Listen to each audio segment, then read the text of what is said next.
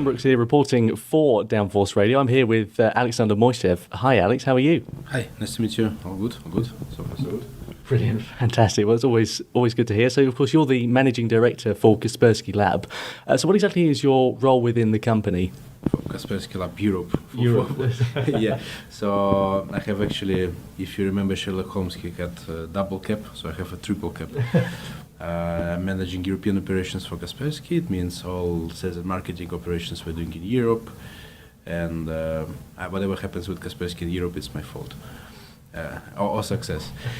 So the second job I have is a small project we did start a couple of years ago.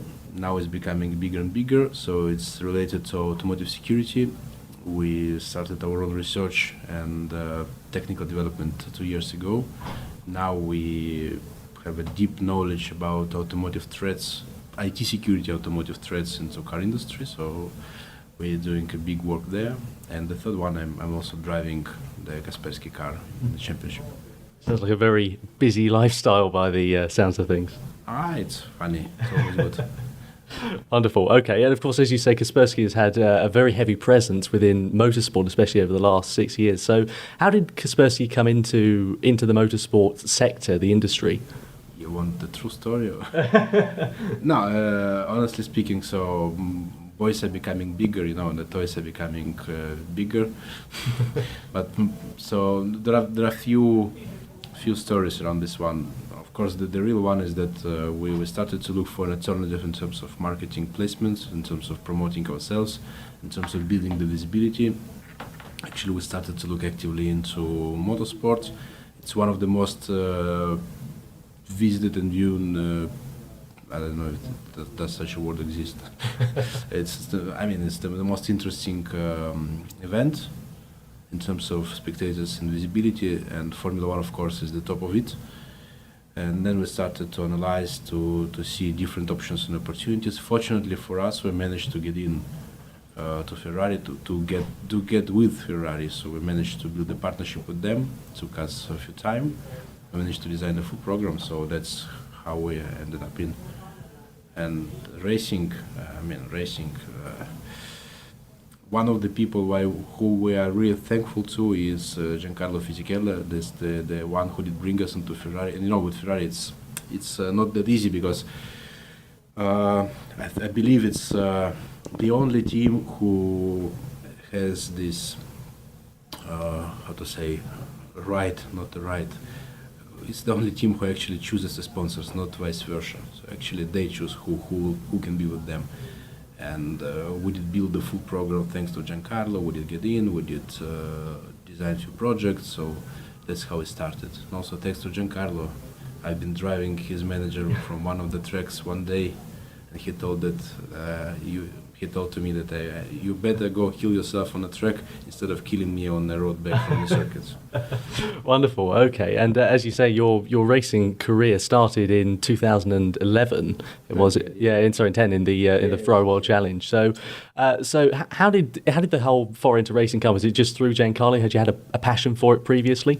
Yeah, you always as a boy have a passion towards cars. Otherwise, you won't succeed in no way, even with the sponsorships. You need to have a lot of passion to jump in adventure, but then you need to understand cars a little bit, the world a little bit. Then you learn and improve. So for me, of course, the adventure with cars, it's a long story. So I always liked cars and fast speed, but then thanks to lots of friends and thanks to mainly IF Corsa, which was the factory team for Ferrari in GT. We did do many tests, and we came to the subject technically. So we learned how to do it technically. Not only I learned how to do technically, how to drive technically, not just in a crazy way, And apparently, what I was doing in the past was wrong. So I had to change completely my approach to the car. Well, it seems like it's worked because obviously you've had some very good results, and for this year especially competing in the full Blancpain endurance campaign. So how's that gone so far? Of course, Silverstone next weekend. Are you sort of quite optimistic with your results in this season? I have a coach driver who is my mentor coach, and and the one who did initially explain me what I was doing wrong in the car. He's always explaining what I was doing wrong. What I'm doing wrong is Marco Ciocci. He's the one racing for Ferrari, and one of the, I think he's one of the top talents in Europe right now, and really experienced guy to drive you forward. So I have no choice not to perform better from what I did in the past, because he's always watching, so I need to do better from what was before. I'm quite confident with what is going to happen. So we did do quite well in Monza till now. Unfortunately, we had a small technical problem with the car. It's not really with the car itself. It was just because of heavy bumping and an accident during the race. So the car went off the track. It went back. We've been leading our category for the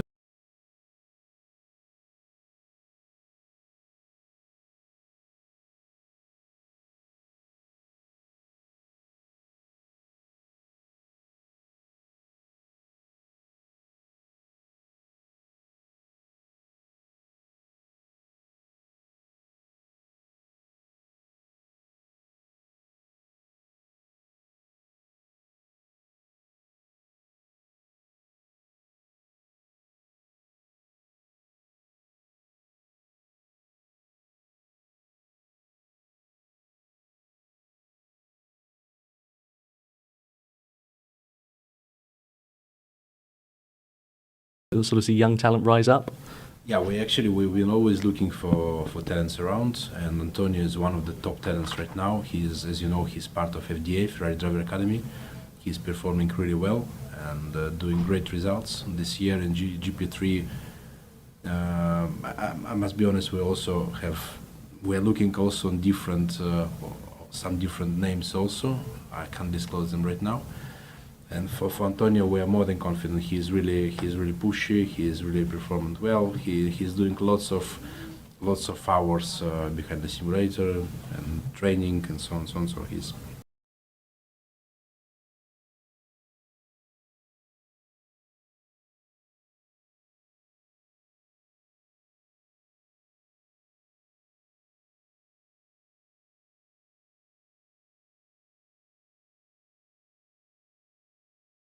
Well, it certainly sounds like it's heading in the right direction. So, of course, with Kaspersky Motorsport and the Kaspersky Lab company, how does the synergy between the two, how does the motorsport involvement affect the day-to-day running of the company? Does it have any effect on it at all? It's easy. First of all, we forgot about competitors, so we don't compete with anybody. As you know, in motorsport, the rule number one is to compete against yourself. You need to perform better and better with comparing to your time, so you need to do the next laps better than the previous one. And that's what we're doing ourselves. So yeah, we need to grow up, we need to increase the revenues, we need to gain the market share, but it's not competing with the others. And technically, we are on a different stage, especially I can say it for automotive security project. We've got the technical advantage of about a couple of years comparing to anybody on the scene. So we are more than safe. We put a lot of passion. It also comes from the automotive world, and then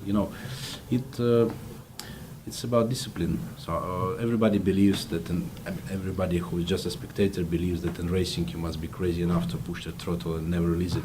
The reality is that where comes the difference is the braking, where comes the difference is the reference point, where comes the difference is the technique. So you must be technical, you must be precise, and you must be really accurate in the things you do. That's exactly the same in business. So what you learn from motorsports, you run fast, but you are on the safe side. You must be safe and secured. Fantastic. And of course, Kaspersky likes to innovate, likes to try sort of different projects and different ways of approaching business. And obviously the motorsport sector has certainly helped. So going forward into future years, obviously you've got a contract with Ferrari until 2021 in Formula One. So what does the plan lie for Kaspersky within motorsport? Are you looking maybe at avenues like the World Endurance Championship or similar? We're doing, even this year, we're not doing only Blancpain and GP3, we're doing also GT Open. So we'll try there. Let's see. We have many options, but it depends. I'm not alone, and the team is doing an amazing job where everybody is improving, so we will see where we can develop. I think we can do with different championships. So for this year, it's confirmed that we do GT Open and Blancpain. Might be we will even open an opportunity with a different championship. Might be. I don't know yet. So we'll see. It sounds very positive. Absolutely. So, for example, during a race weekend, it's something like 600 gigabytes of data that is transported from the Ferrari Formula One team back to headquarters. Obviously, quite a vast amount of data. So your role, of course, in protecting that, going with your partnership. So how has that benefited the company? Has it been a partnership that you are quite pleased that it has taken place? And so with Ferrari, we are more than happy because the partnership is a real partnership. It's not just a sponsorship package. So we are learning a lot about automotive world. They are listening to us in terms of security and implementing that in the factory, on a track, on a pit wall, everywhere. When we speak about data, it's not that significant amount. We're speaking about 60 gigs of data in a weekend. The problem of this data, it's the exchange rate is quite fast, so it's not that the amount is quite fluid during the whole weekend. It goes spontaneous, it goes really fast, and the reaction time must be really, really immediate. So the two major differences are reaction time is fundamental, and false positives are not allowed, and the decision, the precision in taking a decision must be 100%. And then it comes in the gameplay different factors. So till now everybody analyzes data like malware or not malware. Data can be malicious, attacked or not attacked. But in a simple word, so if there is a guy, so in the past everybody approached the malware in the way, if there is a guy with a gun, it's malware. If there is a boy with the bicycle, it's not a malware. In reality is, if the guy with the gun is on a war field, it's not malware. But if the guy with the gun is in a playground, it's a malware. And the same with the boy with the bicycle on the war field, it's malware. So the analysis should come not only of the body itself, but it should come from the behavior analysis. And that's where the major changes are happening right now in IT security. And it impacts almost everywhere. So this is where we're developing, where we're learning from motorsport and automotive in terms of speed of reaction, in terms of methodologies of taking decision, and in terms of not giving any false alarms, so not providing any false positives. As a result, I think today for sure Ferrari is the most protected team ever in all motorsport of Formula One, and for us we've learned a lot in automotive. So in automotive we got an advantage technically, which is a completely different planet. That's absolutely fantastic. Alexander, thank you so much for taking the time to talk to us at Downforce Radio today. Just out of interest, lastly, how can people keep up to date with everything that you're doing and Kaspersky are doing throughout this year and going forwards? Could you repeat please the question? Oh, sorry. So how can people keep up to date with everything that you are doing and Kaspersky within motorsport are doing going forwards? Sorry. No, it's really easy. So we've got the website which is dedicated to Kaspersky Motorsport, which is kasperskymotorsport.com. You can see all updates, and we try to include those updates related to Formula One, to Ferrari team, to GP3 program, to Blancpain, to GT Open. So whatever we do related to four wheels, it's in there. So please be very welcome to see it. That's fantastic. Brilliant. Alexander, thank you so much for taking the time to chat to us today at Downforce. Thank you.